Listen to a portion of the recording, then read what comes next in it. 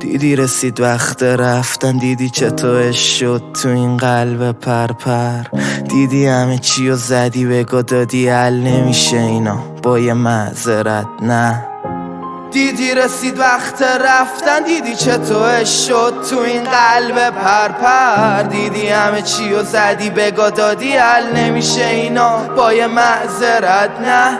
از همه چی خستم الان، هی دلم هیچی نمیخواد، مغزم کلافه، نمیدونم چی شد این حرفم برات شعر. دنبال یه راهیم به نفعم نباشه، پر بی‌اعتمادی، پر شک و تردید. این روانی کل راهو دوره کرد و ترسید، همه چی بگا رفت و مخ من شد تعطیل. پر جر و بحثیم، پر درد و زخمیم، برای ادامه پیکام دیگه جا ندارم. یا میخوام حقمو بگیرم یا نباشم، قول دادم تو هیچ مسیر غلطی پا نذارم، ولی الان واسه راه خلافی پایم. واقعا کس خار خوبی من میخوام بد بشم، فقط دشمن باش ولی رفاقت و حرفشم نزن سر معرفتم. بگا رفت دلم همش، ببین بی منطقی من منطقم هستم. کس خار عشق من میخوام تنهاشم هستم. برو دلم میخواد دیگه جواب زنگاتم ندم. آره منم یه جاهایی بود رفتارم غلط، ولی باید میفهمیدی آدمم قلب دارم. منم الان مسته در توی اتاق تاریک لشم، این زمونه یه کیری داد منو بازیم. فقط نمیدونم تا کی واس رسیدم باس باشیم، نسخ رویام شد تو جزر و مد تاریخ سقط. داره عقایدمون میره رو به نابودی، زدیم زیر همه چی هنوز رو مود قانونیم. شاید تقصیر ما بود که همه چی از هم پاچید، شاید ما عامل این کودتا بودیم. الان یه حالیم که میدم دستور به مغزم، این جوره نمیره نه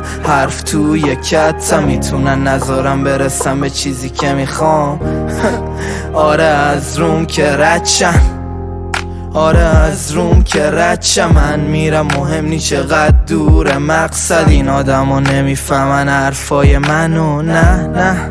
حالا هر جور بگم من کف این آسفالت و متر به متر پر غم دل هور استرس. به خودم گفتم چی تو فکرت، کاسه خاره همه چی دل بده یه رو تموم میشه. این روزای تاریک تو شهر ما هم میکنه خورشید تو روز افادم. این دل ندارم، ما روشنی زیاد کشتیم نورو.